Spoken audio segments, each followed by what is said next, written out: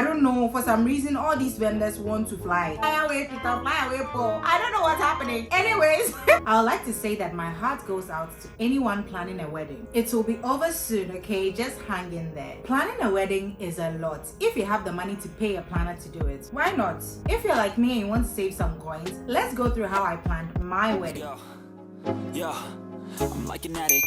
This was my traditional and my white wedding that was in Ghana, but then I planned it from outside the country. I will say that Instagram was my best friend around this time. I remember my auntie asking me how I got my caterer, and I was like, Instagram. And then she was like, how do you know how the food tastes from a picture? But then I'll get to it later in this video. What I did was I found wedding blogger pages on Instagram and then took the vendor lists from there. So if you go to a blogger page, you would see all the vendor lists under each video. The issue that I had was my wedding was in Takoradi, right? And then most of these blogger pages are weddings based in Accra. So I went on YouTube searching for wedding in Takoradi, and then I found a video of this lady that was talking about a wedding in Takoradi, and then she mentioned some of the vendors, and then I went to those pages and then saw like the lists that I worked with. The first step is to know the things you need to make a wedding. You need decor, you need food, you need drinks, you need a DJ, you need an MC, you need your dress, of course. You need hair, you need makeup. You don't want to be looking dusty, crusty at your own wedding. You need a bouquet, you need a photographer, you need a videographer. Like, the list helped me a lot with knowing what I needed. Once I listed the things that I needed for the wedding, I started looking for vendors, because obviously you will have a vendor list, yes, but then you need to compare prices so that you will choose what is suitable for you and what fits in your budget. You can't just go and take somebody's vendor list and just go with that. You need to do your own comparison, right? So you seeing the vendor list is just the first step. When I was looking for vendors, I wasn't just looking for vendors with the cheapest prices. I was looking for value for money. My mom always says, it means if you always go for the cheap things, one day you will eat maggots. That's a direct translation. So I wasn't just looking for cheapest prices. I wanted value for money, okay? So if it's in the middle, at least you are giving me quality, you are giving me value. I had my lists down. Then I started looking for different vendors, and then I started asking them for their rates so I can do my comparison. Because I wasn't there to like physically see the product or whatever they are offering, I was using the videos on the Instagram page and pictures on the Instagram page to gauge, okay, what they are going to give me. I started planning this wedding in July, August of 2022, and the wedding was in May of 2023. So the first thing I started looking for was my wedding dress, because to me that is the most important thing. So many things can go wrong, and as women we are so indecisive on a dress that it can take months for us to decide, and that is what happened to me. It took me months for me to actually find a dress that I like. So it was good that I started early. Initially I wanted my wedding dress to be made in Ghana. I said this in the previous video, this video up here, but then all the prices or the quotations that I was getting were really higher than what I expected, and even higher than the prices that I was getting from UK. This was both traditional and white wedding, okay? I asked for the prices from Sadia Sanusi, Ezra, Christy Brown, Sima Brew. The white wedding dresses price that they were giving me was outrageous. So I just went with a vendor that I found in the UK. The name was Love Bridal, and this is initially what I wanted. I went through so many decisions, so many dresses, and then I ended up with this.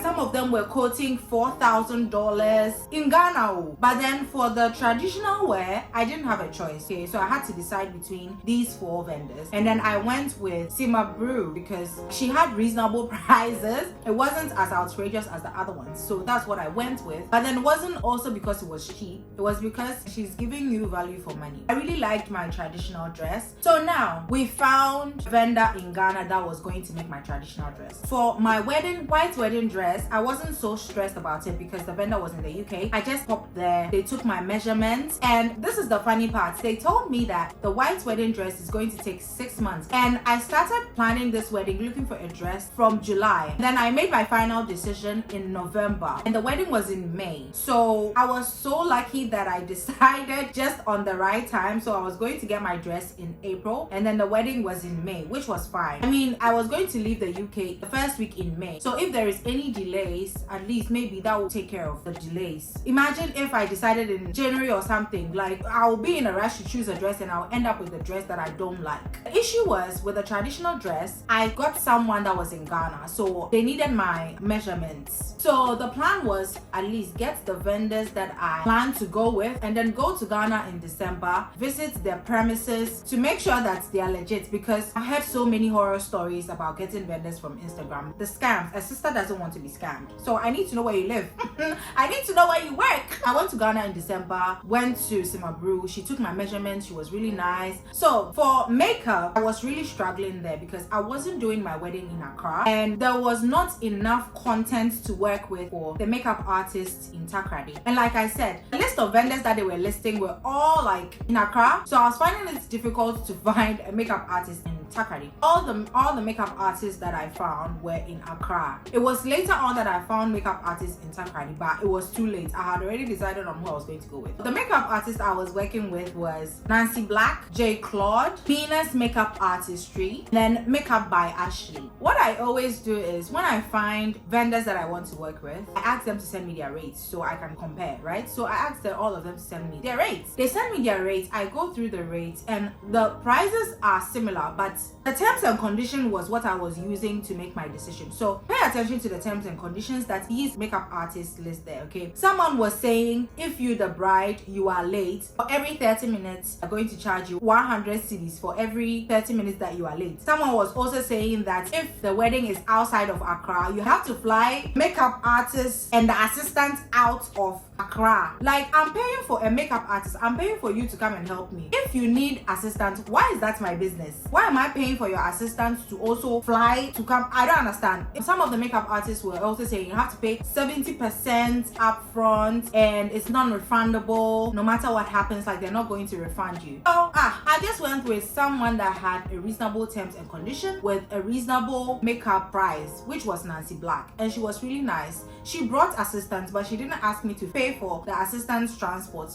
Are you kidding me? And they also said you pay for the assistant's transport, the assistant's accommodation, and then the assistant's feeding. How is that my problem? But when I got these rates, I realized that everyone was charging different rates for different days. So if you are doing your wedding in 2 days, like the wedding is going to span over 2 days, you would have to pay a different price. If it's just a one-day event, you're going to pay a different price, lower price that is. We made the executive decision to do the traditional wedding and then the white wedding the same day. Please, if you have the money to do it different days, please do it, okay? It's so much stress if you do everything in the same day. But I still enjoyed myself though. You can still do it in the same day. People do it all the time. It's not unheard of. The next major thing was decor. We all know what's happening in the decor scene. Outrageous prices. I didn't have so many decor people to work with in Takoradi. If it was Accra, I would have had a range of vendors for decor. But in Takoradi, I only found 3 decor. Initially, I only found Rebel Creatives. So I was looking for other vendors for the decor. I wasn't finding anyone. So she was the one I was going to go with anyway because I don't have an option. Then when I went to Ghana in December, I went to her. We had a chat. She was very nice. She's very good with customer service and everything. And we went to see the venue that we were going to use for our wedding. When we got there, someone was doing their wedding and the decor there was really nice. It looked just like the decor that I wanted. I asked who the decor person was. They gave me the person's name. The person was even around. I spoke to him. He was nice. He gave me his number. But then when I came back, he wasn't very responsive on the phone. I'll WhatsApp him. I'll call him. No answer. So I was like, no, I can't work with this person. Imagine, like, it will give me so much anxiety when I'm giving you my money to do something for me. I'm calling you and you're not responding to my calls. You're not responding to my messages. Later on, he messaged me and said he lost his phone or something. But then it was too late. I had already gone with the person that I wanted to go with. So it was between Rebel Creative, Next Door Decor, I think, and then HC Events. HC Events came in later after I had paid my decor with Rebel Creatives. She also had really reasonable prices. I think if I had known all these 3 people before going to Ghana in December, I would have gone with HC Events. I think Rebel Creatives is also very good. Like, her decor is perfection. She knew what I wanted. Even though I was all over the place, I was really happy with the decor. I also used HC Events for my engagement. The engagement, I didn't do any just decor. It was just something very simple. And then I used Herbal Creatives for my wedding. For decor, on the spectrum from expensive to cheap, I think HC Events is in the middle. Next door is cheap, and then Herbal Creatives is on the higher end. The prices of decor also depends on the number of guests that you are inviting to your event. But then some of the costs are fixed, so it doesn't even matter the number of guests that you are going to invite. If you reduce your guests, it's not going to impact the price significantly, you know. Next thing is food. So again, I found my caterer on Instagram. I found 3 caterers, but then one was in Accra. I was like, nope, I'm not ready to incur that cost. If I can get a caterer in Takoradi, yes, I'll go with that. So I found 2 caterers in Takoradi. One was Messiah Foods, and then the other one was Porklets. I don't know what's up with these vendors and the WhatsApp messages. Someone sent me a rate, right? I couldn't download it. I was like, I couldn't download the rate card. Can you please resend it? She tells me, all right, and never sent the rate card. I wouldn't have gone with her anyway, so I guess that's fine. I went with Porklets. She's a vibe. I really liked her. Her food was nice. But the tasting of the food, there was so much going on. I forgot to do the food tasting. When I came back to the UK and I was going through everything with my auntie, she was like, wait, the food, have you tasted the food? I was like, no. And she was like, how do you not taste the food? How do you know that the food is good from Instagram pictures? I was like, okay, yes, you have a point. So I ordered the food for her to taste, to tell me if it's good or not. And luckily, it was good. If it wasn't good, I wouldn't know what I would have done, because there was no other, maybe I would have found someone else. But luckily, the food was good, so we went with Porklets. Like I said, she's a vibe. She's very nice. One person's rate was like between 35 to 65. The other person's rate was between 40 to 75. This was in May 2023, and right now I'm sure the rates have increased. Add the inflation percentage to the prices.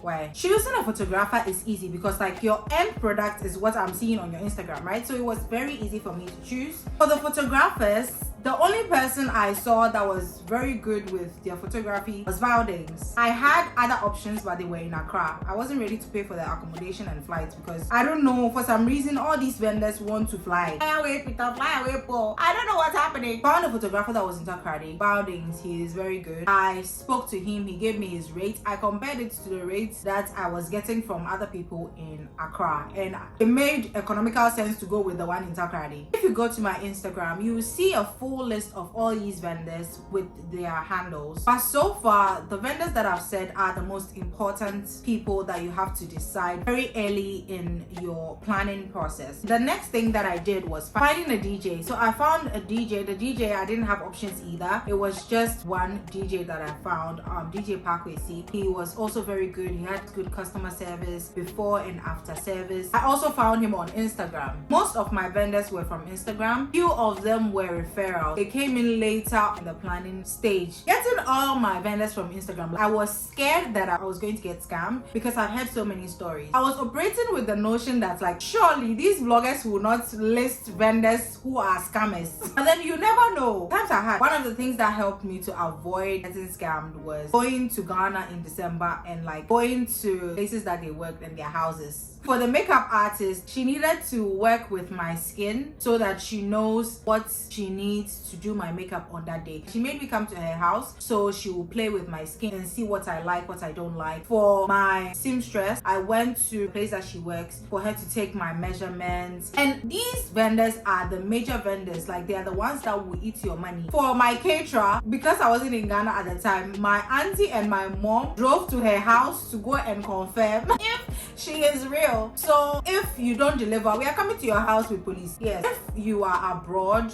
and if you can't go to your country before the wedding, I think one thing that can help you is letting your family members check the vendors that they are legit. I also realized that some of the vendors were quoting higher prices. So I was using my home number to text the rest of the vendors. I created WhatsApp for business so that they will know that, oh, I'm in Ghana, so that they will not be quoting higher prices just because they see +44. I remember there was this MC that I was dealing with. Just give me your rates. He will say, oh, I'll charge 5,000. Then I'll say, no, that's too much. Calm down. Okay, 2,000. Okay, 3. What's all this back and forth? Like, I don't have time for that. So I realized that probably it's because of the number. That's why he's doing that. After that, I was messaging other vendors with my Ghana number. Also, another thing that helped me was I started planning early. I won't advise starting your planning process 6 months into your wedding, unless of course you are paying a planner, or unless you feel like you can do it or you have time, because I was planning my wedding and working at the same time, so it was very stressful. I started planning 8 months into mine. I remember back then a friend of mine was like, she started planning her wedding before she got proposed to. I was like, really? That sounds crazy. Like, how does that work? But it made so much sense when I started planning mine. I was like, okay, this makes sense now. Yeah, if you have the money for a planner, you can go ahead though. But for me, I think even if I had paid a planner, I would want to be involved. I would want to know what you're going with and stuff like that. The planner will even be annoyed and upset with me because of how I am. I would want to be in control of my own planning, and the planner will be annoyed with me. So if you will go for a planner or you will do what I did, please let me know. And just let me know if you have any questions. I'll be very, very happy to answer all of them. Please don't forget to like this video and subscribe. Thank you so much for watching, and I will see you next time. Bye.